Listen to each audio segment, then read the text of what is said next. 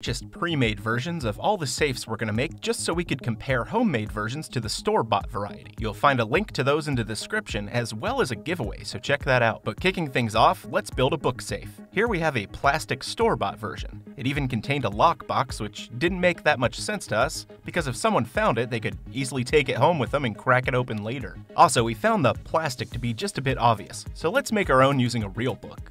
The first step is to go about 20 pages in and then clamp down the remainder of the pages. If available, grab a small container to measure out the size you want to cut inside the box, and then you can trace around it to have a starting point. We'll be gluing this inside the book once we carve into it. Get yourself a sharp cutting tool and very carefully begin slicing around the traced lines, removing 5 to 10 pages at a time. You don't want to cut too deep as you might run into snags. This might take a while, so put some coffee on the pot. Once you've hit your desired depth, place your container inside to make sure that it fits well.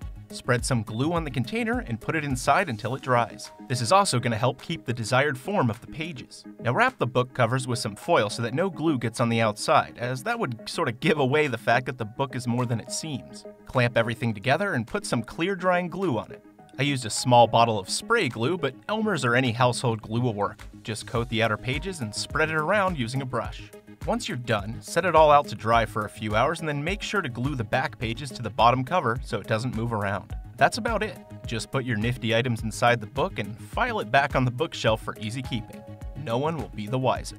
Can you tell the difference between these two Pringles cans? One's a diversion safe and the other isn't, but both contain real chips. This ordinary-looking Pringles can remains sealed at the top but has a secret stash compartment at the bottom. You simply unscrew the bottom, stash whatever you want inside, and then screw it back on. We really like this diversion safe, so we decided to put our own spin on it. Get yourself a full can of Pringles chips, of any flavor really, and flip it upside down. You can use a can opener to slowly and carefully cut out and remove the bottom. The benefit of making your own stash can is that you get to decide how many chips to remove and how big you want your secret compartment to be. To keep the remaining chips contained in the top, we used cardboard to cut out a cylindrical platform and then hot glued it inside. This is going to leave enough room for a storage container. With a little trial and error, we discovered that a 4-ounce canning jar with an aluminum foil lid holds a good amount and fits snugly inside the bottom opening to form a slightly bottom-heavy secure base in a convincing fashion. You can get your stash out with a set of pliers or a strong magnet. Works good for storing anything small and has great potential as a gift, novelty item, or just hiding a small stash in plain sight. Next up on the docket is the plastic bottle safe. While the manufactured version was superior to anything we could build ourselves, that doesn't mean you can't get close with about 10 minutes of effort. Get yourself a plastic bottle with a large label. The label is basically going to hide the fact that there is a hiding spot nestled in the bottle.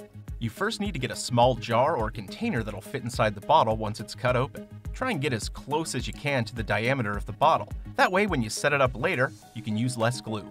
Now empty out the bottle. If you're using a non-clear beverage, go ahead and save that liquid for later. Take a hairdryer and set it to high heat and low power. Blow the hot air around the glued area of the label until it becomes tacky and then carefully peel it off. Now if your bottle begins to lose its shape, then you might want to try switching to low heat.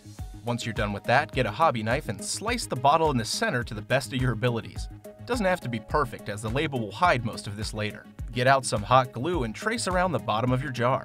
You need to move fast here and get enough glue gooped up so that when you slide the jar inside, it'll adhere to the sides of the bottle, forming a seal. You can add the liquid beforehand, but I suggest cutting a small hole in the bottom afterwards, filling it from there, and then plug in the hole with hot glue. Follow the same steps for the lid of the jar and the upper portion of the bottle. You want to ensure a good seal. You can even run the tip of your glue gun around the plastic so that it melts around the lid. Again, the label's going to hide this anyway. Make sure that you fill your top portion with liquid while testing for any leaks. If it works, then you're ready. Take your label and carefully wrap it around the bottle while making sure to cover up all the handiwork that you just did. Your label should still have some adhesive on it, but if not, just add a little glue and it holds in place. Take your time and try and make it look as natural as possible, and you're all set. Now you can remove the top and place items inside the jar. When you're satisfied, just seal it back up and pop it in the fridge or somewhere else no one will expect to find hidden items. This discreet sprinkler won't water your plants or cool you down on a hot day, but it's perfect to stash cash or spare keys. It's especially convenient in emergency situations. When up and close, out of the ground, you can tell this sprinkler head isn't real, but it's made from the mold of a real one with the exact same durable material. When you unscrew the top, you'll notice a convenient clip that attaches to the top and holds several keys. It doesn't take much to install it in the ground, It looks realistic enough and no one would ever suspect it as a hiding spot. But let's make our own.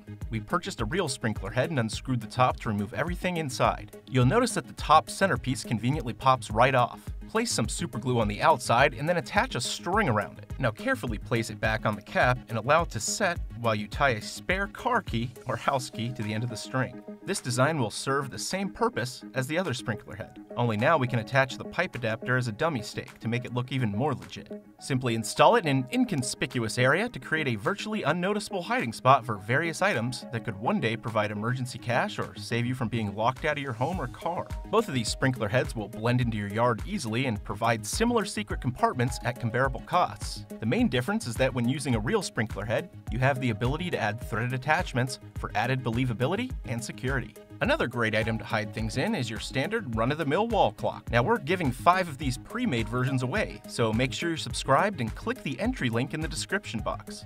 If you want to make your own, the only requirement is that your clock will need some space in the back. I got a cheap picture frame at a dollar store and figured the backing would be perfect as a false back panel. By measuring out the back of the clock, I was able to quickly cut the cardboard backing down to size. You could also cut up an old cardboard box and paint it to match your clock, whatever works for you. Before placing the panel on the back, I wanted to add some small shelves inside to separate any items I might store inside. This was done by simply cutting more cardboard away and hot gluing it to the base of the clock. Next, we'll just need to attach the false panel while giving it the ability to open and close. I found a hinge in my junk drawer and it'll work perfectly. Stuff like this can be picked up for about 50 cents at any hardware store. Just attach the hinge to the clock and the panel with hot glue. Let it dry and you're ready to stow away your secrets behind time itself.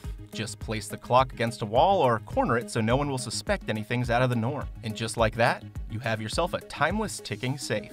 We got a hold of this thermometer because it doubles as a place to hide your spare keys. It's a good product in theory anyway. It's easy to install and very utilitarian, but it's cheaply made and the false plate takes some getting used to. It does hold multiple keys, but because of that it's big and bulky. It's more convenient for apartment living than sprinkler head or fake rock, but it can be achieved with basically any outdoor thermometer and very little tape. We kept our version simple with a small thermometer that attaches to glass with suction cups, and just taped a house key to the back. The only downside of this style is that it only fits one key and may take some extra tape to disguise it from the other side. Either way, both thermometers are fully functional and can double as a place to hide your spare keys for under $6. But we hope you enjoyed our little trip into hiding things all over your house. Thanks for watching. You can find a link to all the devices we used in the description box, along with a giveaway link. Be sure to subscribe for more videos like this and hit that thumbs up button to let us know you enjoyed it.